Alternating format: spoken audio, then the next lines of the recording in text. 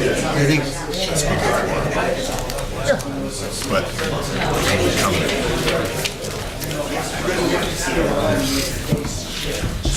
good evening and welcome. All rise.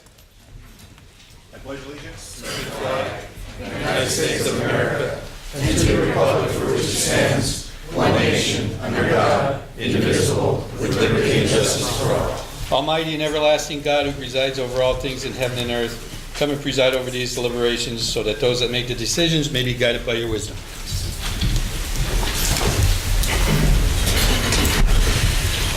Good evening. Roll call. Mr. Barrett. Here. Ms. Gilbert. Present. Mr. Merritt. Here. Mr. Blusko. Here. And Mr. Brooks. Here.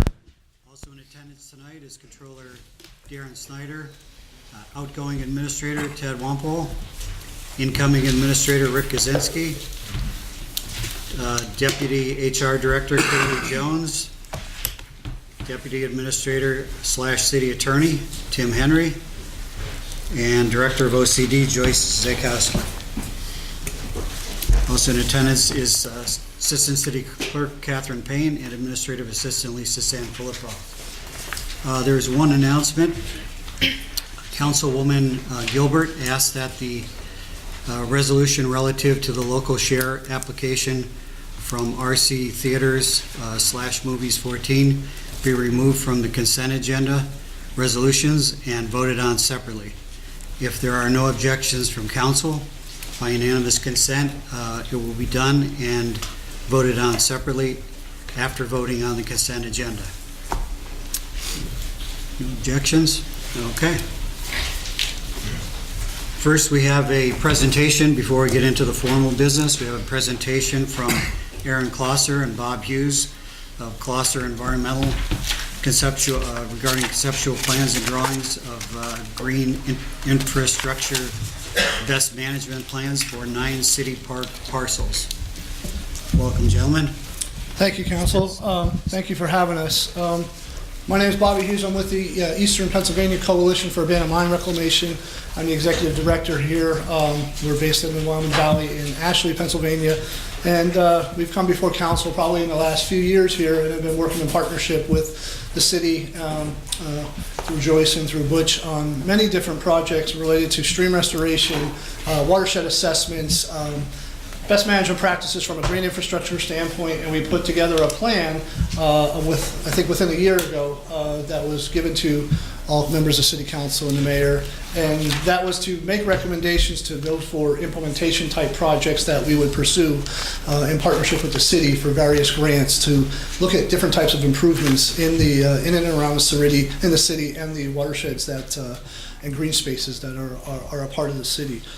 So what we had done was we worked with the city in looking at 9 different public locations and spaces throughout the city in the last year or so that we could help potentially identify some recommendations and conceptual ideas and designs for green infrastructure improvement projects that we think would benefit not only the city and the watersheds that flow into the Susquehanna and the Chesapeake, but also alleviate a lot of problems that we have with the sedimentation issues that we're facing with your MS4 problems and the new partnerships that are really hitting a lot of folks now in the Wilkes-Barre Valley through the Wilkes-Barre Valley Sanitary Authority's implementation of their stormwater management fee. And there might be ways to alleviate some of those concerns through projects like this that have been recommended by myself and by Aaron Klauser with Klauser Environmental, who helped to put together much of the design work and conceptual work with me and our staff in talking with many members of the city's staff that we've met along the way in the course of going through various parks throughout the city,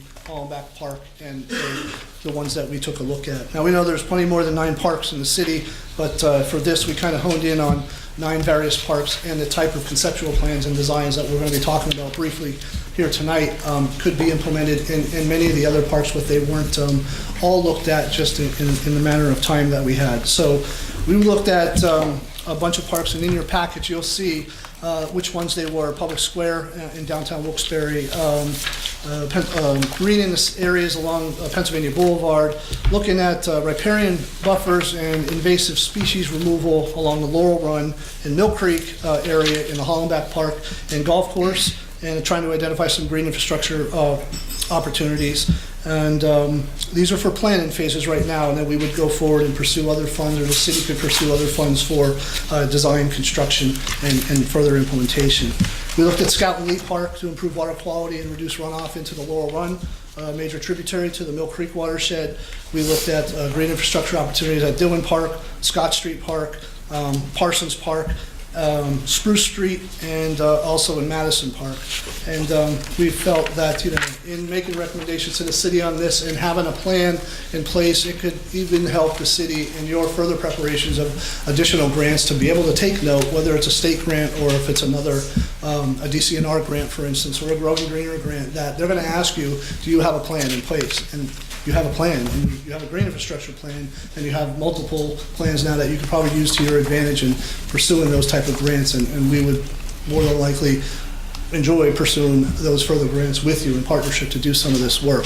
So I'm just going to let Aaron take a few moments, and we'll leave these boards up here, and they're for the city, and we have them provided to Joyce already electronically, and she could either forward them to any member of council, or we have them as well, and we can provide them to you.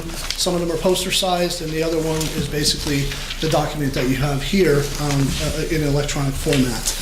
So I'll let Aaron talk about what we've kind of done in some of the examples of the various parks, and he's going to touch on a few of them, so we don't have to take up all the time on the... Yeah, we're not going to talk about all 9, but we just want to point out the kinds of things that are in the plan, looking at 2 of the parks really quickly. So basically, we're looking at, here, this is Scout and Lee Park. We're looking at things like this channel back here is all full of sediment, and that's partially keeping this area here from draining, and there's some flooding out here. So if we could come in and remove that sediment as part of a grant-funded project, that now with the plan in place, it would be very competitive to get that grant. We could potentially have an MS4 benefit there. It would count towards that. There's also things that would reduce maintenance that are written in. So for instance, they're mowing this section back here that's well outside of where the playing fields are. That could be planted with native vegetation, let grow up. It would reduce costs for maintenance of the park, but it would also provide more wildlife habitat. There's some areas where trails are shown potentially. Also things like Monarch Way Station gardens and some stormwater BMPs that could be fit into sort of a grant to retrofit one or several of the parks. If you look at Madison Street Park, it's sort of an idea of what is available for each of the 9 parks. There is a plan like this, which we'd be happy to share electronically that you can look at it. It shows where things can be done. So this is a place where maybe there could be a mural wall painted on the building and then matched up with some green infrastructure like an infiltration trench, gardens that are natural gardens. Also, there's baseball dugouts there. We could potentially put a sedum roof on or a green roof, and if we target it as a green roof, we might be able to get money to come in and redo those baseball dugouts that need work anyway, but sort of match up 2 uses, and also some areas for wildflower planting. So it's those kinds of things that are shown and highlighted throughout the plans. Be happy to show you more of them after the meeting if you like. Are there any questions?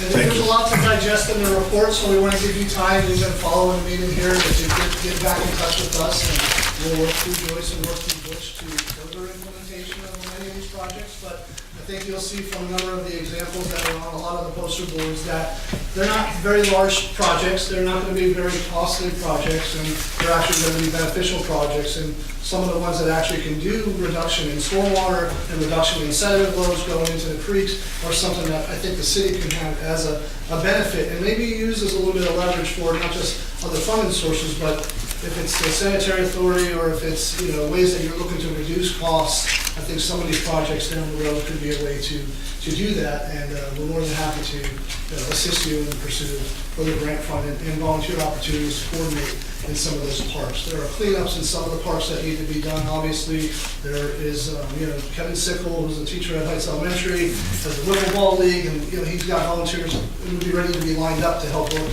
with placing booths at a dugout in a baseball field. And within every park that there is a dugout or something like this that can be implemented in very small surface areas where you're just replacing flat roofs and taking that out and putting in something on the top that might never have been there before, but it reduces stormwater at the same time. So there's some of the examples that I think we've referenced, and we're glad to speak further on that after the meeting. The only other thing is this was funded through a grant from the National Fish and Wildlife Foundation. It cost the city absolutely nothing. There was volunteer time put in by AppCamera as a match for that. So, thank you. Great. Thank you, gentlemen. Okay, now that the presentation's over, good evening and welcome to all. Tonight's meeting is a regular session of City Council. Please turn off all cell phones. According to the First Amendment, this meeting is a limited or designated public meeting, as all regular sessions of City Council are. The chairperson is the presiding officer of the meeting. As a City Council meeting, specific rules and procedures of council are followed. The list below are examples of important council rules. They are not intended to be a complete list. They are: adhere as closely as possible to the 5-minute speaker presentation time limit. All remarks shall be addressed to the council as a body and not to any individual member thereof. No persons are allowed to address the council from beyond the rail except the speaker at the dais, who has the floor. The chairperson shall preserve order and decorum, prevent attacks on personalities, or the impugning of members' motives. The chairman also shall determine all points of order. No person except city officers or their representatives shall be permitted within the rail in front of the council during any meeting without the express permission of council. Finally, in order to be heard by all here in attendance, as well as to be picked up by the microphones or recorders, when members of administration are speaking, please stand up and speak into a microphone, and council will speak into their microphones at the table. Thank you. Are there any comments on pending legislation? On the budget? Pending legislation is the budget. Yes, Bob. Before public comment, are we voting on the ordinances separately? Okay, thank you. Yep. I know this is a complete waste of time to come down here, but I was wondering, is there any consideration on rolling back your salaries and stuff like that and cutting the mayor's salary? And I think it's a slap in the face to the taxpayers that the mayor is not here at these very important issues. And I'm wondering, are you considering cutting your salaries, or are you just going to keep doing what you're doing? And also, have you taken time to look at, could we possibly take legal action to go over, because our budget is short by over, I think, about $300,000 now of money that Mr. Wampel, the mayor, and Marcelo Landacki caused with the disruption in the police department. Are you going to possibly look at going after them and making them pay for it? Because they didn't, that wasn't no accident. They did that on purpose. And we are going to, when we get to federal court, we're going to get our clocks cleaned even further. And I believe we're over $300,000. And I don't know if Mr. Snyder could answer if we cut the check to Dan Duffy yet, not yet. And I'm just wondering, are you considering rolling back your salaries? And like I've brought up in the past, lead by example. And some of the hardest working people in the city are the public works people. And yet they're being asked to take all the cuts. The unions are asking to take cuts. And when the unions asked the mayor in the meeting, which I keep repeating myself, how about giving up your $30,000 a year health care, which is more than $30,000 a year now, he walked out of the meeting. Everybody wants to cooperate, but why don't you start at the top? And I know this is a complete waste of time. I'd be better off if I opened the window and jumped out of the window. At least I would get something out of it, because I know this is a waste of time coming down here, a waste of time. And I'm just wondering, are you going to look into take legal action to make Mr. Wampel, Marcella, and the mayor, and also go after Mayor McGroarty for the fiasco with the fire department? Look how much money that was just in the paper that we wasted on fuel and manpower riding around the city on fire watches, where he interfered with our business. He has no business being even in that firehouse. So I'm wondering, are you going to consider rolling back? And look at how much money this administration wasted with Tom and Varsky. You realize how much money he's going to cost us in 4 years? You know what a slap in the face that was? That there's a retired policeman collecting a pension, and they gave him that job over there. That's $55,000 a year, and I don't know if he gets benefits or anything. And I brought up in the past, look at how much it cost. We had Carol Smith answering the telephone. How much did that cost us? $100-some thousand for somebody to sit there imitating Lily Tomlin? And all she did was transfer the calls to somebody else. All that wasted money. And plus this impending doom of this federal lawsuit, what they did to Patrolman Dan Duffy and Phil Myers, and plus the members of the police department. So I'm wondering, is there any consideration in cutting the salaries? Anything like that? Any consideration on going after these people for what they did? So I just wonder if you could give me an answer. Any comments? I have a question on that. Yes. And I think I know the answer, but I'm not certain, so maybe our attorney can advise accordingly. But isn't there something in there, in the law, that as far as salaries for these elected officials, and ours included, cannot be adjusted in the middle of the term? It would have to be, there's some sort of legislation that prohibits us from just arbitrarily slashing. You're correct. If hypothetically there was a change to council salaries or any elected official salary, the change wouldn't take place until after the next election. So, which is next year, so 2019. So, Attorney Henry, so basically we could, next year, we could possibly address this. And I think, Mr. Brooks, I don't know who's going to be the council chairman, but you should sit down with the city attorney's office. And when I keep bringing up what they did here 28 years ago, they took the power away from the people. Next year, if you decide to raise your salaries up to $100,000 a year, because of the way they did it, we can't stop it. We can't stop it. So you should look at it. If you really want to put a good foot forward and get the unions want to cooperate. They want to give back. They want to. And I believe the fire department in the past has.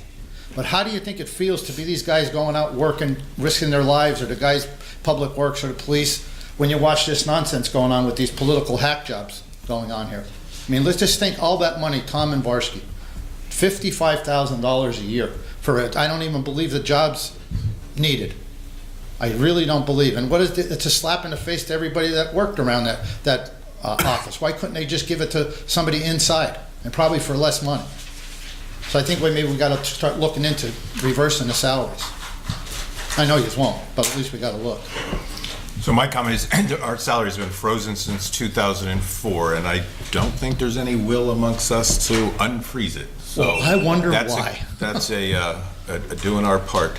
And of course, the mayor's salary and all non-union salaries are frozen too in this budget, if I remember correctly, as well. Yes. Just so you know, Tony, in other words, you so give a little bit, they'll give a little bit. And I think freezing salaries is giving a little bit, because remember, if you enter the cost of living, it is a decrease. And like I said, That's go reasons. look on your bordering cities and see what those council people get. They get hardly anything. Anyone else on pending legislation? Yes, Mr. Troy. I have a few issues on the various resolutions and the whole consent agenda. I'm glad that Ms. Gilbert raised the issue of voting on some of these things separately. I think that should be a consistent policy here. I don't know if that's the case, Mr. Ryan, but the first issue I have, the EHD insurance, Ted or anybody who can answer this. This 3-year contract, was that put out in a RFP? I'd like somebody to answer that, and what the insurance policy was worth. I think should be the specifics of the policy and what it covers should be given on the agenda here, at least some of the specifics. There are no specifics given. So it's just a guessing game. That's not right. That's to me is a lack of transparency on your part, or whoever put this thing together. Another issue I have here with the parking lot, the potential sale of the parking lot. I'd like to comment on that. I was just informed by a gentleman here in attendance to the meeting that there has been an offer that is higher than the one given by the parking authority. And I think it is incumbent upon this council to put this issue on the back burner for now. I assume that you are aware of this offer. I can't remember the name of the group. He can certainly step forward and provide that, and I'm sure you probably know some of the specifics. I'm not sure that, I know you're probably with me on this, but I don't know if it's really a good thing necessarily to sell this, or to look into the pros and cons of keeping it for the city and looking about the possibility of perhaps getting some LSA money for upgrades to that parking lot. But of course, all the LSA money, I guess for this year has pretty much been consigned. I know there are limits on that. If it behooves the city to keep it, if it's financially in its favor to keep it perhaps, the bottom line is I think that the council and other staff members should take the time and look at the pros and cons of selling this. I know that at one time this was rejected already. I'm not saying you should reject it or accept this counter offer, but I think at least you should put this issue on the back burner for now. It's too important to decide tonight, with this other, especially with this other offer on the table. As far as appointing Charlie Majikas to the GMA, I was under the impression, I was nominated for this, as you know, several months ago and rejected by council unanimously. I don't object to him personally, and I just think that I was under the impression from Mr. Brooks that each individual was going to be, even though it's a reappointment and not an initial appointment, was going to be interviewed at least in brief before council to indicate what this person's credentials or qualifications or bona fides are in terms of why he should be reappointed, or she. But I guess that's not going to happen tonight, because I understand the GMA is still losing money. So if that's the case, GMA, I mean the golf course that the GMA oversees, if that's the case, should this person be reappointed? Shouldn't he be questioned along those lines? The biggest concern I have here in the time remaining, the two biggest concerns, I guess there's not enough time to go over them both, but the assignment of funds here, I'm pretty sick and tired, to be honest with you. We've been through this before, Ted. I know some of these questions get under your skin. I didn't mean to imply in our phone conversation the other day that Mr. Amato was making a veiled threat to pull up stakes and leave town if this LSA doesn't come through. But by the same token, this seems to me a rehashing of a situation we had several months ago with Berkshire Hathaway when they received a sizable grant. That's one of the, look up the stats on the internet or wherever and you'll see, that's one of their, I guess, the wealthiest corporation in the country. They got $1.5 million. Oh, it was put to good use. I guess it was $1.5 million or something around that figure for their relocation headquarters of the Guard Group. But my question is, he owns a property there, Mr. Amato, which is still, from my understanding, KOZ. They're not paying any taxes as it is, and they want $500,000. They're going to put forward $2 million or so. He is, and the company that owns the theaters. What's another $500,000 to them? I mean, why do we have to worry about what kind of seats are? They pull statistics out of the air, like 400,000 people are attending those theaters every year, and it's going to make a difference if they put new seats in there. This is just beyond me. To me, it's just a typical scheme of a multimillionaire trying to become wealthier. The last issue we'll have, and only take 10 seconds for this, I think the second reading of the budget should be also put on the back burner because it does not anticipate potential problems in terms of shortfall in revenue coming in, and it does not anticipate problems with the budget in the near future with the refinancing that occurred last year, the increased loan payments for the next 8 or 9 years, and the city is not doing anything to ensure to cut expenditures and look for revenues such as an increase in the mercantile and business privilege tax. Thank you. Mr. Troy. I had a number of issues. So I to make a comment about the LSA grant for the movie theater. So the Commonwealth Finance Authority is a state program. I understand all the details. Right, and all we're doing is letting someone apply for money that is there. I understand. I personally would feel it'd be very short-sighted and not in the best interest of Wilkes-Barre for us to block somebody from applying. Now, I fundamentally disagree with corporate welfare because part of this program is economic development for nonprofits, governmental agencies, and any business. And I say to the public, anyone who wants to apply, please apply. This program has been there for 11 years. But I feel it'd be very short-sighted for us to block somebody when that money will go somewhere. They're not going to take that $500,000 and give it back to the casino, are they? No. It is going to stay in that program. But couldn't the city apply for that money instead? I mean, the city is applying for different money for different various programs. I so see. are other different municipalities. But for other things. But if you want to have the Commonwealth Finance Authority's procedures changed, it's not this body. I understand Okay. that, but I Any still other don't see the questions or comments? necessity on his part to do that. I think it's I shameful. hear you. It's just, Guy's a multimillionaire. comments on pending legislation, I'm sorry. Just to, Mr. Troy, just to the 2 points, and if I missed another one, let me know, because I was trying to make some notes. But the other idea too on the theater project is, we talk about economic development all the time, and I believe there was an article in one of the papers talking about the impact that theater also has. In addition to people going to the movies, the money they spend downtown to eat, shop. I personally also think it would be unfortunate if we ever lost a movie theater downtown. That's part of our conversation yesterday. So again, we don't approve it. It goes to the Commonwealth Finance Authority. They approve it. And I just pulled a report before I came over tonight, and I think it was actually last year's, but we had applied for overall about $72 million in funds through the Commonwealth Finance Authority, going back to its inception. I think it was 2004. That's the numbers that I have. The total amount that we've been awarded has been about $14 million. So, you're getting about 20% of what you asked for. This year, we actually overloaded it with city projects. We have the fire truck on there, and that ask is over $1.2 million. We have the Emergency Operations Center. I mentioned at the work session, we're gonna have a couple of more coming on at the next meeting. One dealing with some of the actual work that this building needs structurally, and then also doing some improvements and adding some entertainment options up at the Holmbeck Golf Course area. So, we are applying for an awful lot this year, and we'll see where the Commonwealth Finance Authority falls with it. But like I think, to agree with what Tony said, it would be unfortunate if we didn't. That money's going to be spent.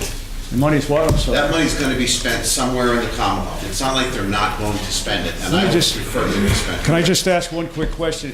It is possible that the authority, what's the name of the agency that distributes the money? Commonwealth Finance Authority. Finance Authority can reject the application of the city, but approve his, or full amount, $500,000. It's not impossible, right? So, there's obviously some discussions that we'll try to have on what we feel are some of the most important projects that we have. And our legislators, Senator Yudichak and Representative Pashinsky, have been very responsive to knowing what some of our priorities are. So, is it possible that they'll approve somebody else's and maybe put less?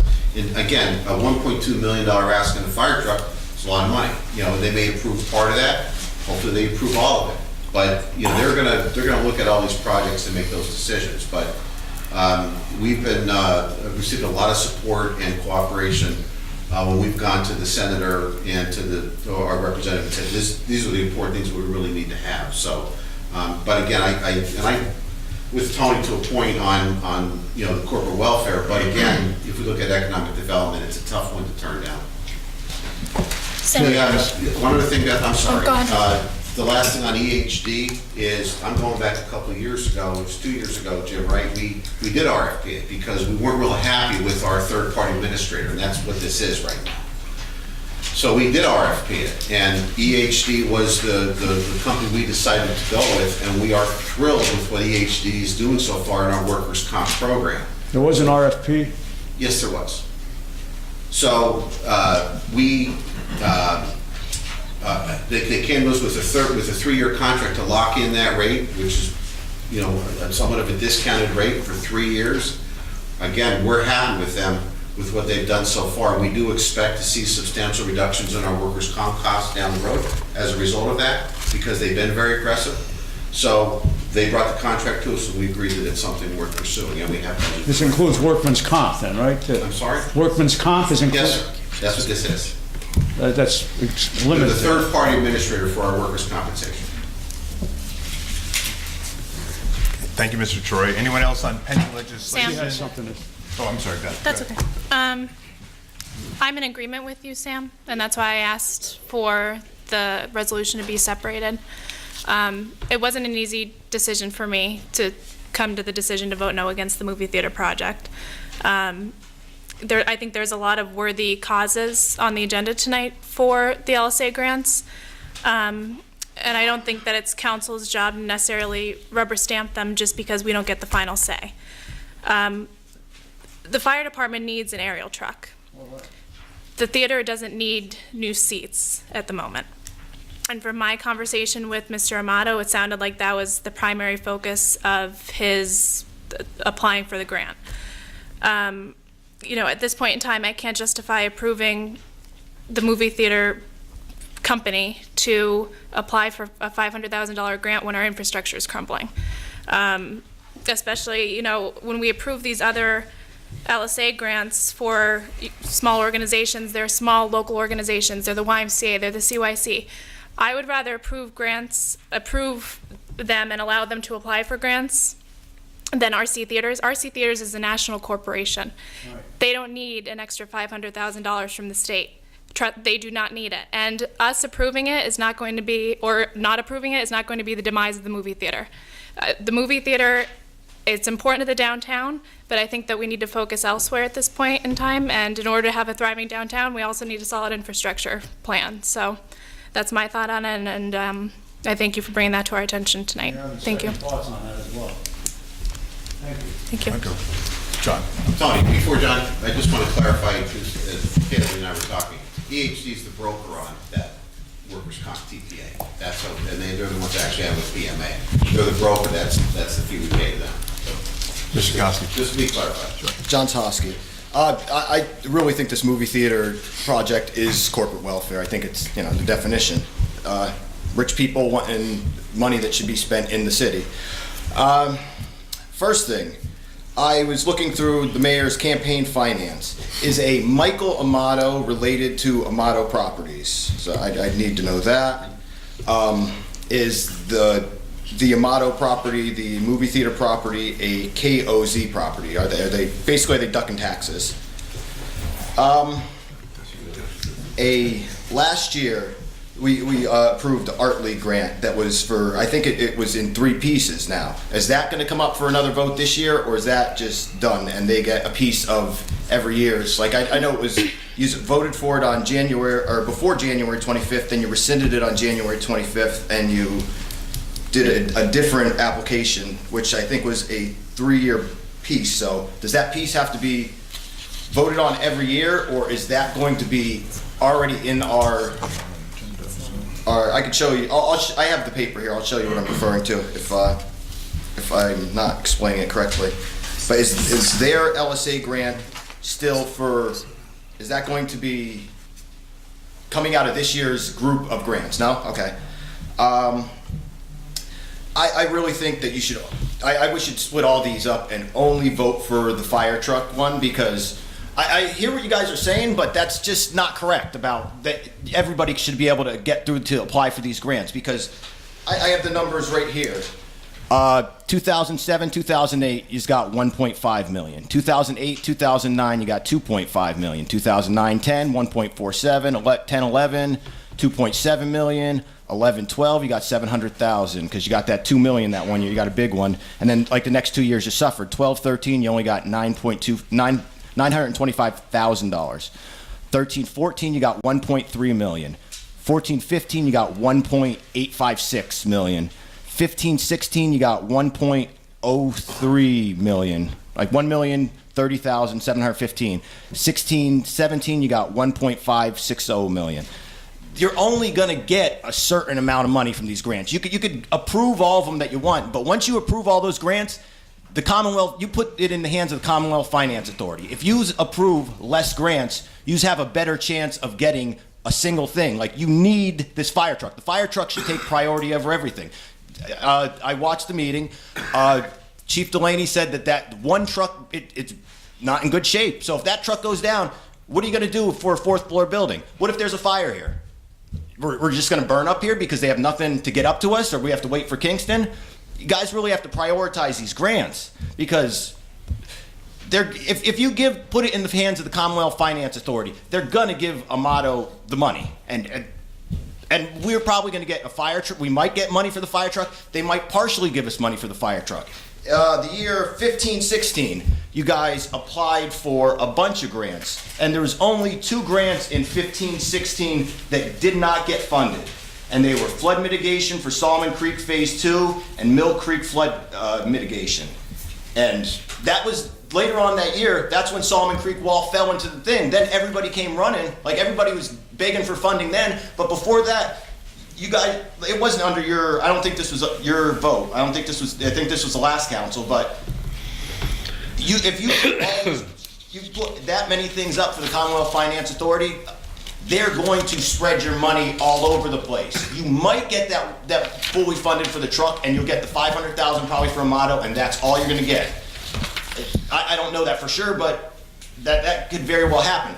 I'm afraid that you guys are gonna get partially funded for that truck, and I don't think you guys have the funds to fund the rest of it. I think you should only do the truck, not come back another week with more grants, because it's just gonna split them all up everywhere, and you guys don't know. You guys have the control. You could put one grant up and give them the chance to just fund that one. Every year, you can see that what we're getting. We're getting at least $1 million pretty much every year, except for about 2 years. The 2 years after you got the $2.7 million, where you got $2 million for, I believe, that Wilkes building over there. I just really caution you guys to split these up on the vote and only vote for the fire truck, because that's the most important one. Don't vote for anything else. Make sure we get the fire truck fully funded. So John, theoretically, we could not even get the fire truck. Theoretically, correct? Yes, we can get nothing. But you know what you from the years, you know about how much money they're going to give you every year. You have the numbers. Certainly not necessarily so. It may or may not happen. It's out of our hands. That's why I think it's short-sighted not to let these organizations apply and to change the procedures of the Commonwealth Finance Authority. The power's in your hands. You could spread the money all over and hope and pray that you get the fire truck funded, or just approve one thing. The question about the campaign donor, that gentleman has anything to do with Amato yes. properties. Actually, and the KOZ thing, too. So I asked, he's not related, and it is a KOZ. Go ahead. You're taking slowing on my thunder. You're walking out the door, so. So, yeah, I guess. So the KOZ expires in 2019. At the end of 2019. And Tony did mention the part about the other one. Here's the other thing about the fire truck. You know, if you look at the history of what they've awarded, it doesn't seem that they're too thrilled about investing in particular pieces of equipment. It seems like they want to invest in projects. Now I'm glad you understand how they're going to vote. I don't know how they're going to vote. And if they look at it and say, we don't think fire trucks are what this program is for, and we've got that item on there, we don't get anything, and then all this other money goes outside of Wilkes-Barre. Have you looked at how other towns do? Because I have. Other towns get equipment funded. We seem to be the ones who don't get equipment funded. I looked over other cities, I looked over everywhere else in the county. Other people get things like that funded. Yeah, I'm not saying that they don't, John. I'm just saying that their appetite isn't that great for it, if you heard what I said. Okay. And as far as Mr. Hagan. we have a portion for that fire truck. I just don't have the whole thing. So we took a risk by asking for the entire amount and assuming they probably wouldn't give us the entire amount. But if they even give us half of it, then we will have that fire truck. Mr. Hagan. And that would be by the community development, not by general. Good evening. My name is Frank Hagan. I'm an attorney. I've appeared before this city council on a number of occasions. And I'm asking you to consider tabling the consent agenda item number 2, dealing with the Park and Walk East. I'm asking you to consider doing that because presently the city is bound by only a letter of intent. A letter of intent is not a binding document. It's only a party to begin the negotiations for a possible sale. If you proceed, you might prevent yourself from entertaining other offers. I'm not here to tender another offer because the letter of intent prohibits you from considering other offers. But I'm suggesting that if the passage of time allows the letter of intent to expire, that other interested parties might be able to come forward and make an offer, and the offer could be better, and who wouldn't want a better offer? So by tabling this, by letting the letter of intent expire, you don't put yourself in harm's way, And who knows, you could have a substantially significant offer instead to consider. That's what I would ask you to think about tonight. Thank you, Mr. Hagan, for your address to council this evening. However, on advice of City Council, and due to the agreement we currently have with the parking authority, it would be improper for me or any member of this council to discuss the sale of this facility with any other interested parties at this present time. I didn't ask you to talk to us about an offer. I simply asked you to consider tabling it because you might not realize that, or you might miss an opportunity that may come down the road. Thank you, Mr. Hagan. Anyone else on pending legislation? Mr. Hughes. All right. Ian Hughes, Elizabeth Street. I'm here about this the movie theater business. Just want to talk LSA grants to you guys. Really bad. You got five still? All right. So we were talking about vehicles a moment ago. You know how much was approved for vehicles in Luzerne County? I apologize. My numbers only go to 2017, but $3.3 million. Do you know how much Wilkes-Barre got? $50,000. Are we submitting for these grants, or are we just conceding the fact that we're just going to give this money to big corporations? Is that what we're just doing at this point? I mean, I can read off the grants here right now. And this is through 2017. I don't have current research because this isn't my job, so I expect you guys to have better research done than me. But we've got $500,000 for the Innovation Center, $680,000 for the former First National Bank building property stabilization. We got $290,900 for Hotel Sterling property stabilization. We got $2 million for Wilkes University's new science building. We got $706,000 for the First National Bank building property stabilization phase 2. $325,000 for the intermodal camera project. $225,000 for gateway facade improvements. We got $150,000 for single stream recycling equipment, my apologies. $225,000 for Vitreous Technologies Research and Development. $425,000 for the FM Kirby Center's energy efficient improvements. $225,000 for facade improvements phase 2. $50,000 for those police cruiser purchases. $250,000 for Kings on the Square Ramada Hotel redevelopment. $600,000 for survey camera systems network upgrade. $40,000 for a fingerprint identification system, $500,000 finally for floodgate retrofitting for Solomon Creek, $831,454 for the schools and homes in education in Luzerne County. That's the SHINE program.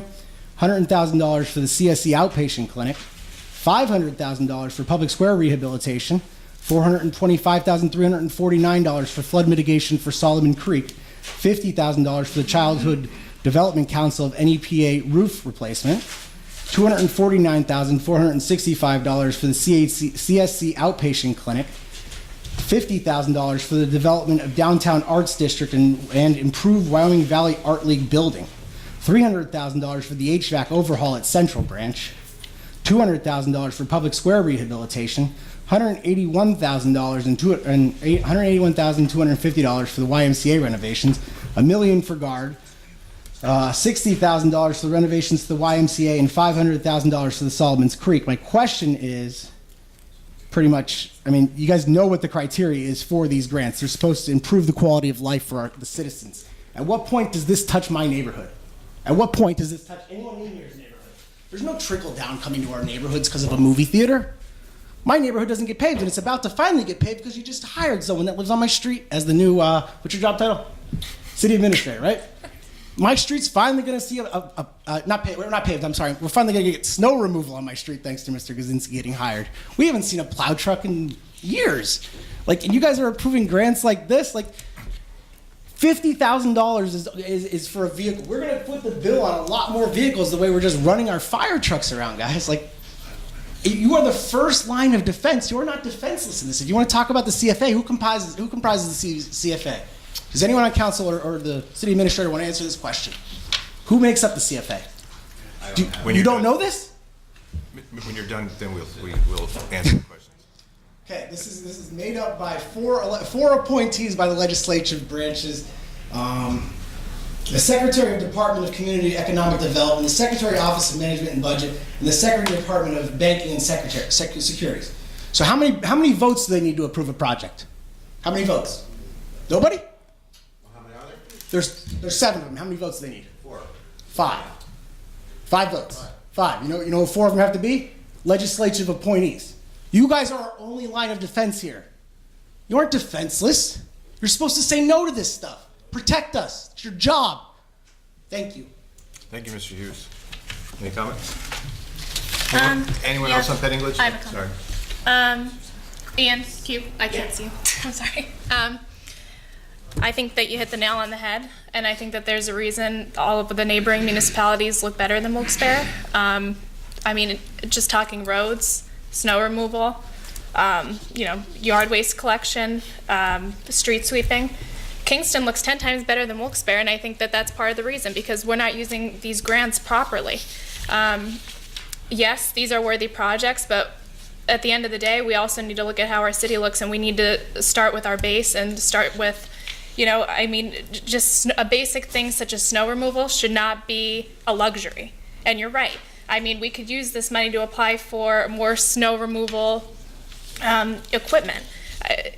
There's so many different ways that we could use this money, and we're not fully taking advantage of it, and I agree with you wholeheartedly, and I thank you and John and Sam for bringing this to council's attention and for actually making this a contentious subject, because if you came to council 10 years ago, it was never an argument. There was never any sort of back and forth, so I thank you for that at the very least. 5 more minutes, I'll rattle off Mr. Hughes, please, Mr. Hughes, Thank you you. filled out a form. You can come back for your second 5 minutes. Anyone else on pending legislation? Thank you.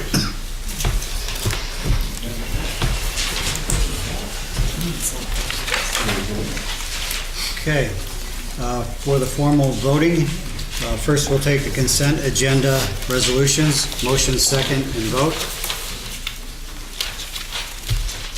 Bill? Second. Bill and Mike Beluska.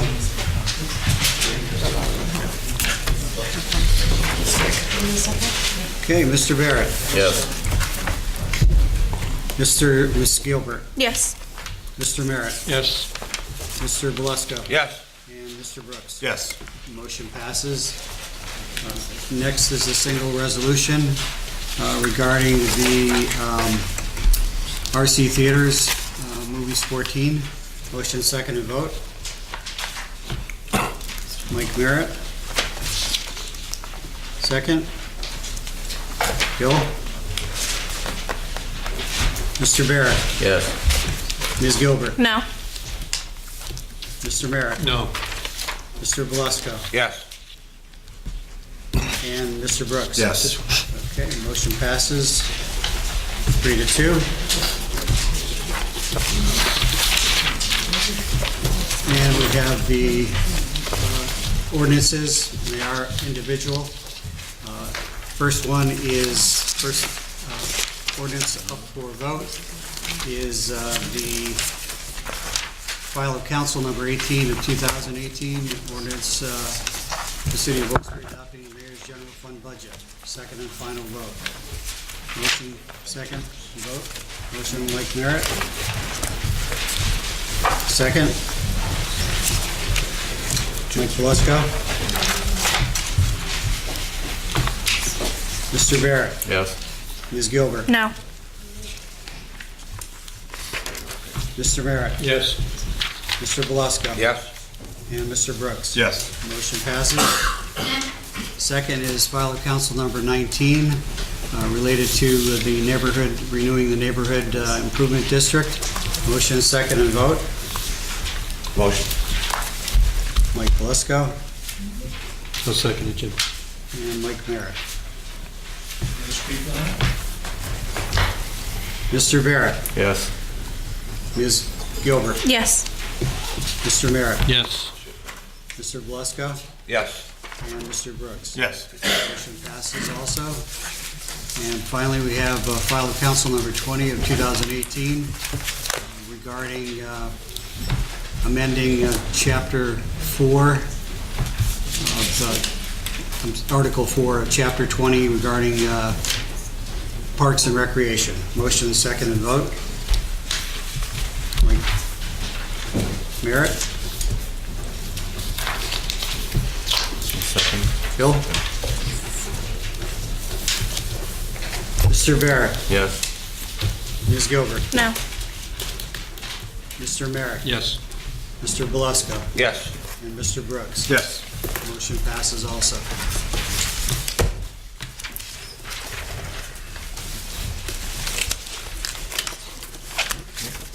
Council presentations, Mr. Barrett? It was interesting listening to the talk about the movie theater resolution.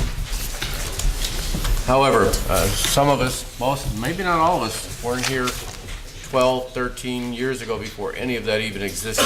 And what was down there, and the efforts that were made to bring something like that to the city were, it just went on and on and on. And we were very fortunate to have developers that would come in, develop that block, and we would be fortunate to have developers come in and continue doing what's going on in the second block of South Main and so forth. I understand the difference between these other applications and a private entity, but I also understand going downtown, as we probably all do, I'm sure we all do, on a regular basis for dinner or to go to a movie, that, you know, it's a driving impetus for putting people into these other businesses. It's economic development, as Mr. Wampel said, and I don't think it's unreasonable for somebody to reach out for some assistance with further improving these. We can't let these projects that took so long to become fruition deteriorate to the point that nobody comes down. They'll go to Montage Mountain, they'll go to Scranton, they'll go to someplace else to go to a movie theater because we've let this happen. So I'm just grateful that somebody wants to take the lead. And if this grant application, and as was referred to before, it's got a hit and miss opportunity, but at least somebody is trying to do something to maintain the infrastructure that's down there and what we do have. It's nice to say we already have something here and now you're on your own. But if they want to apply, let them apply, and good luck to them. But I'm just thrilled that people are trying to further develop that area, and I know that there's cyber school moving in, some other businesses in that whole complex there, those apartments that are above it, and sometimes if somebody wants to reach out for a little assistance with some of those to keep these projects moving forward, I just wish there were more developers, and I don't know Mr. Amato, I don't have any connection to him. I'm just happy that he stepped in and is trying to move that even further along.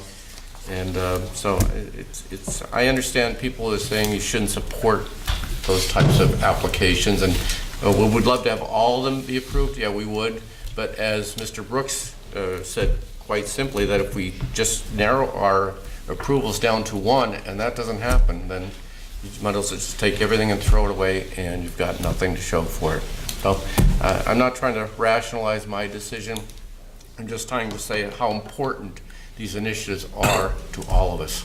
And when you do go downtown and you see the cars just lined up waiting to get into the parking garage for a 7 o'clock show on a Wednesday evening, or any evening for that matter, well, we've come a long way in the last 15 years. A long way. Thank you. Thank you. That's all I have.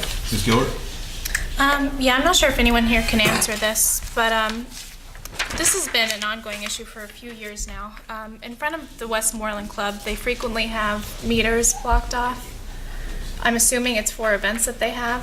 Does anyone know why they are allowed to block meters off? That's for the valet parking.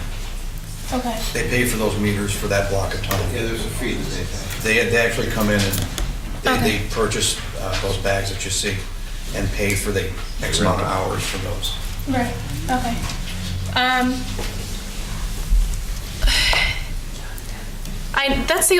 It was brought to my attention actually by some of the librarians at the Osterhout Library.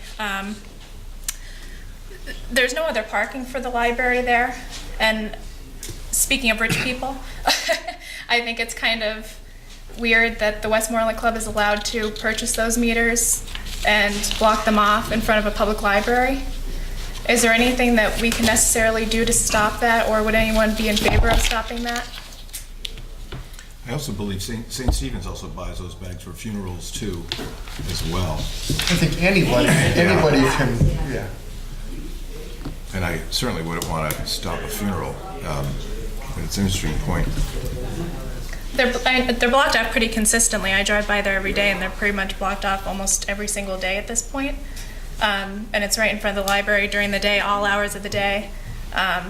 There doesn't seem to really be a rhyme or reason as to when they are actually blocked off in front of the Westmoreland Club, and it's a concern at this point for me because I've noticed them doing it more frequently, and I understand they pay for it, but that just doesn't make a lot of sense to me in front of a public library. So it's just something for council to sort of sit on at this point. It's just, yeah, I just have a hard time dealing with that, considering, again, it's in front of a public library and the Westmoreland Club does have a parking lot.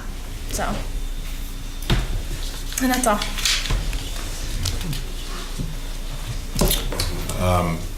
And they're expanding the parking lot too. When the JCC is purchased, that's going to come down, and that'll be, so that probably will alleviate the whole problem. But I would be leery about stopping a funeral or a wedding. Nothing since Tuesday, Tony. Mr. Blisco? Yeah, just one question. Ted, or maybe Julie. LSA money, if we apply, we couldn't apply like for roads or anything. Would we? Yes. Yes, paving the roads? Yeah, I believe we can. Didn't that be a grant we would Yes. pay instead of LSA? You know? I'm sorry? It would have to be a grant. Well, the LSA, that is a grant, so, I mean, I think you can put road money in there, but again, you know, it's a matter of us trying to prioritize what we want to apply for. I mean, we can, you know, don't forget, you can put $500,000 in for a road grant, it's not gonna go very far.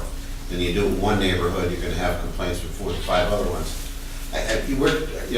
We're trying to prioritize what we believe that fund is set up for, and it's usually economic development based, so we just think that it's, that's like Joyce said, things you usually don't budget for.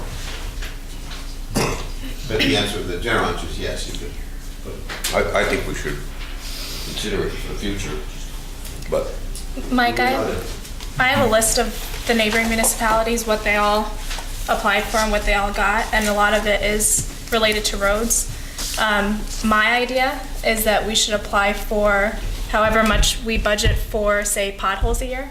And if we're able, that way we'll be able to match that and essentially double what our work would be on the roads each year. I agree. That's my thought at that point, so. But yes, I'm not done. But yes, neighboring municipalities, they do apply for things like that, yes. Pittston is that's basically how Pittston was able to completely revitalize their downtown, so. Yeah, good. Thank you. All right, public discussion, John Sikorsky?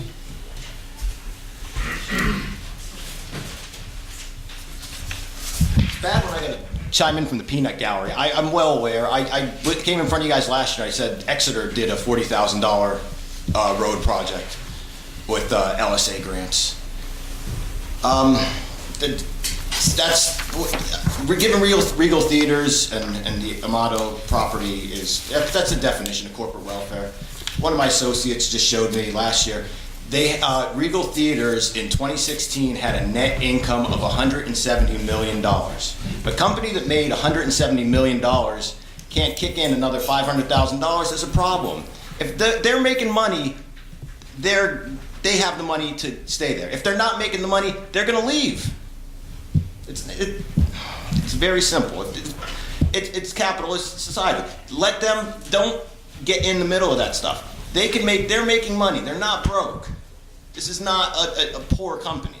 I'm sure Joe Amato's properties, he owns a lot of properties. That guy doesn't seem like he's poor either. You're not helping, I don't know. I just don't understand the thinking of people helping rich people, but the city helping rich people. When everybody has a bad park in their area. Every one of yous that needs love. And nobody comes in here with grants about parks. I complained about parks. I went to Office of Community Economic Development parks. I wrote letters. Eventually money got to parks. But that's just change. That's pocket change. This kind of money, you could put splash pads in. You could put multiple splash pads with that same kind of money. If you would actually put the effort in. But you guys don't seem to want to do that. You seem to want to put everything into the downtown. Downtown. That's where most of this money's been going. I just wish that some of it would get to the outside of the city, to the outskirts of the city, to the parks or something. Because If you had splash pads, that's something that everybody would use. That would bring a lot more people to the parks in the summers.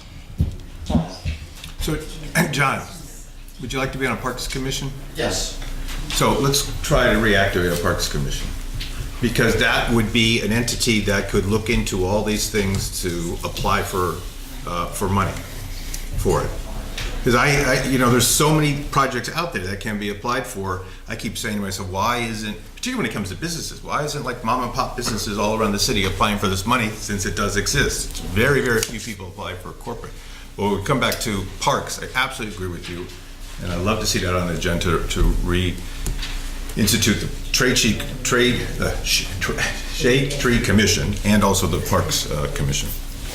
Any comments or questions? Mr. Hughes?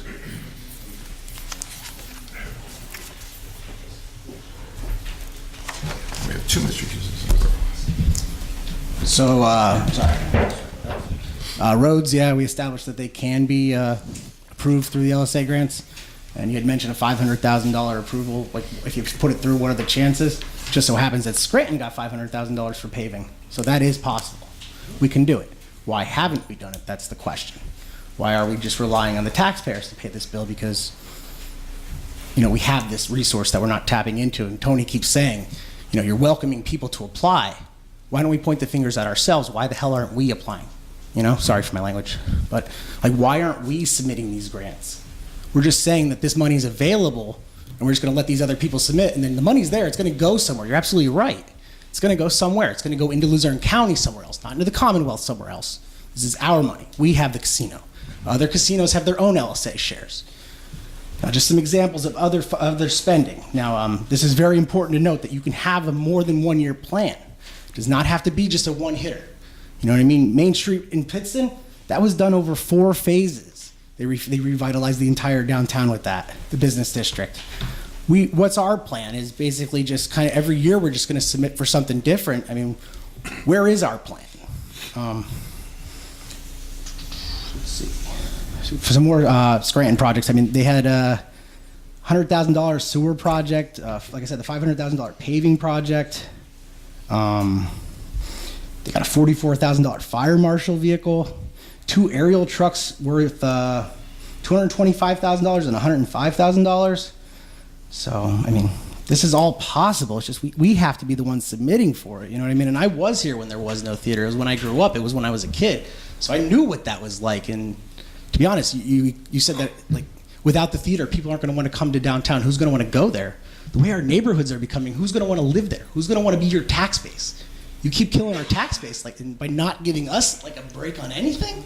You just keep giving like $1 million companies breaks on stuff, and nonprofits. I mean, why are we not the ones competing for these grants? Anyone wants to talk LSA grants with me after this? I'm more than happy to. I've done a lot of research. I have beautiful spreadsheets that I will share with you at any point. Rick, you know where I live, buddy. So just talk to me. All right. Thank you. Thank you, Mr. Hughes. Mr. Kowalski. Mr. Hagan. Mr. Thomas. I wanted to talk about the bylaws before we voted on it. I don't know what happened.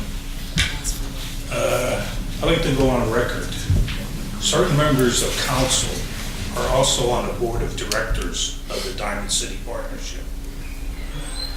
They should recuse themselves from voting on any matters pertaining to renewal. It's a conflict of interest. Okay, second, I'm asking that the first reading and other matters pertaining to the bid be tabled until Diamond City Partnership is in compliance with the Municipal Authorities Act.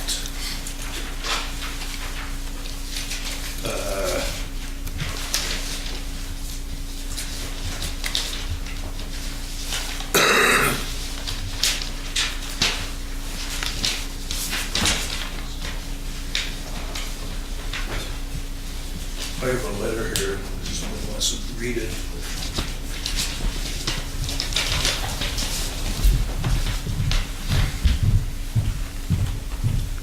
Diamond City failed to have an audit for the last 10 years. Never reported to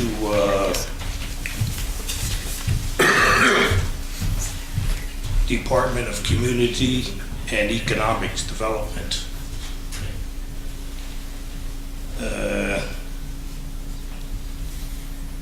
And that letter there is from the local government policy specialist, Karen O'Neill.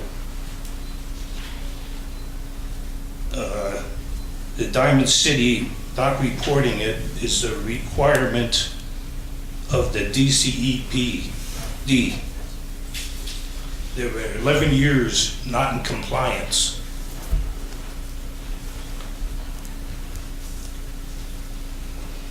Also, in the bylaws, you can clarify it.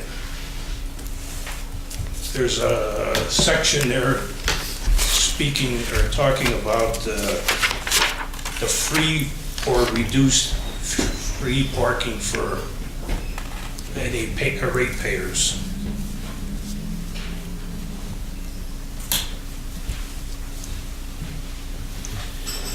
Also, it's article or paragraph about the collection of fees by the municipality, not Diamond City.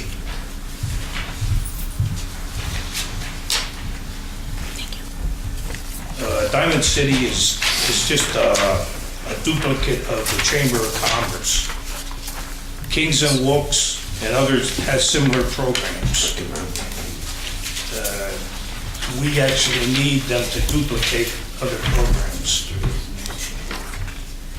The director only assists in the 26th block, and yet he gets over $100,000 salary, which is close to 1/2 of the money taken in. I think the salary could be reduced and have a better use. Like in 209, we had 80 hours of police protection. Now they're talking about reducing it to 10 hours a week. I think 6 years ago, there was no police protection on that.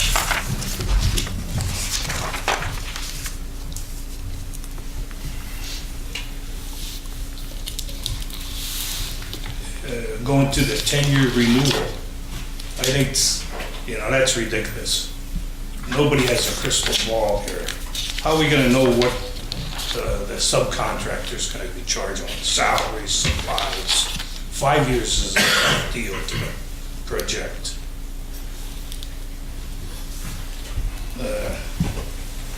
I'm speaking for myself. When a point where fees, assessment, taxes, service, maintenance reach a cumbersome level, it is time to sell. The area where I'm located is surrounded by nonprofits. Thus, the new owner most likely will be a new nonprofit. Do you think creating one job which has provided a few $1,000s for me is practical? When in the long run, city, county, state, federal are going to be losing the money. Thank you. Any comments, questions?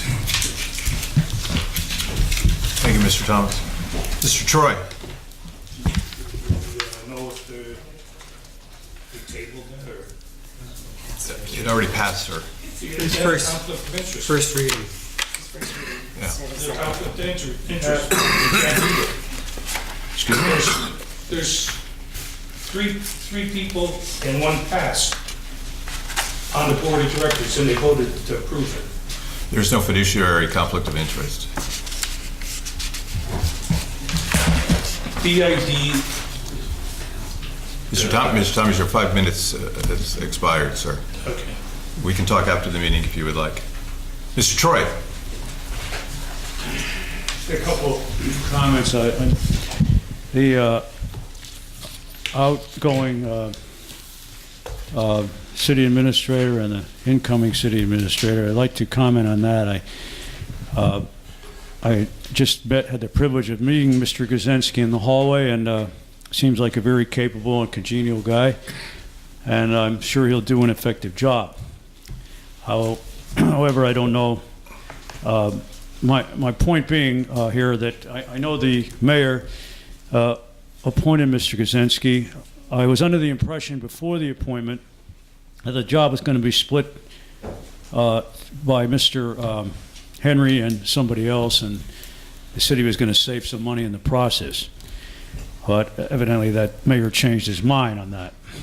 And it's not to knock the potential of Mr. Guzensky or his capabilities. However, I am a little perturbed by the fact that he is starting at the same salary as Ted's salary, $78,000, which is quite substantial in the public sector, especially in an area like this where, as you might know, Mr. Guzensky, the average salary of the common folk here is somewhere in the low 20s, and that's supporting families. So in the spirit of decency and fair play, I would hope that council might come together as a group and perhaps, now I know again that this, according to Mr. Ryan, I talked to the other day, this is a tradition that the mayor usually appoints someone to replace an outgoing administrator at the same salary the outgoing administrator had. That's still, to me, disturbing because this person, even though, as I said, he seems like a very capable guy and a congenial guy and someone that we can have confidence in, has spent most of his life, if I'm not mistaken, Mr. Guzensky, in the private sector. And that's okay, but it's not the public sector. If you had experience in the public sector, I would say that's great. But you don't. Now, Mr. Ted Wampel might disagree with me, and the mayor might disagree with me. My point being here that I know, again, the council doesn't have control over the salaries, but I would hope that the council might at least get together and perhaps issue somewhat of a point of protest to the mayor. Maybe that won't do any good, but I think that salary is a little high, as I said, relative to the average wage of the typical person in Wilkes-Barre. And I would hope that Mr. Guzensky would have a slight more sympathetic ear to the average citizen when it comes to making out. I know you have a lot of leverage, as you, Ted, I'm sure informed you with putting together the budget. My impression is was Ted and Brett and the mayor. Maybe I'm missing one or two other people who put together the budget annually. We've suffered through significant property tax increases. We have the highest earned income tax in the county at 3%, and we have, I'm sure, the highest. It can't be the highest millage because we don't go by the county's system. But it's in terms of percentages, I'm sure it ranks right up there. We have a very high property tax, and I have confidence, as Ben Franklin had confidence, that the only sure things are death and taxes. Along those lines, that our taxes are surely going to go up in the next few years. This year, I could see one of the facts, one of the main conditions of one of the main reasons I'm sure the committee did not choose to raise property taxes was that it is an election year coming up, and any mayor who plans on running for re-election would be foolish to raise property taxes when an election year pending. And city council members would be, of course, prone, they are running again next year, some of you, maybe all of you, would be prone to criticism if you voted for that as well. I'm going to finish just with this point, as I only have a few seconds left, but I would hope that Mr. Henry might answer me, can the budgetary process, according to the charter, be changed? I am looking, this city is going to be falling on hard times. A month or two ago, the mayor was pleading for the state intervention, for Act 47 help. Now, all of a sudden, we got a budget passed with no problem. Now, we have an increase in the recycling fee. As usual, it's not much. Okay, Ted, it's what, a couple of dollars. But where does the burden fall? On us, the property owners. As usual, this kind of old-fashioned thinking, this kind of business-as-usual stuff, from my perspective, has got to end. This business-as-usual mindset that the burden has to be on the public to finance the follies of fiscal spending here. I'm finishing in 5 seconds, don't worry. I would like somebody to maybe comment on that. Could the budgetary process could be changed? Could the public have more than just an input session? Could we have somebody like me or maybe Mr. Kadlubowski or whoever could sit on a committee to perhaps help put this together rather than just people who are not even elected to office except for the mayor? Thank you. Thank you, Mr. Troy. Comments, questions? Yeah, Sam, anything related to the budget that's in the city charter would have to be changed by voter referendum. I see. And anything that would be in the administrative code related to the charter could be changed by ordinance. By what? By ordinance. I see. So we'd have to go through another whole rigmarole here. If you wanted to change the Council charter. have to propose a new referendum. I mean, a referendum on this. I believe citizens can propose referendums also. Thank you.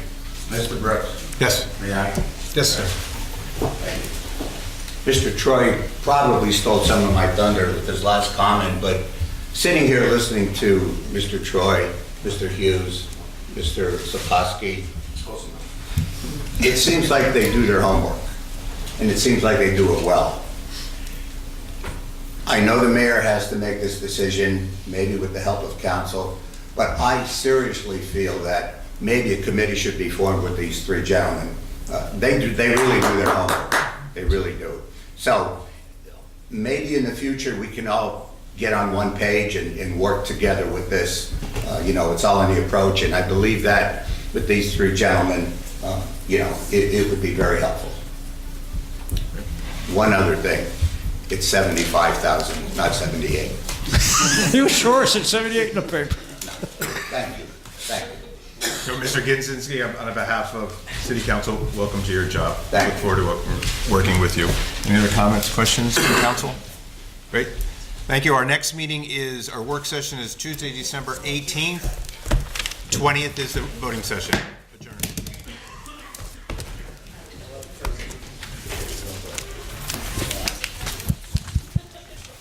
Chris, I have a question for you. Good job, Rick.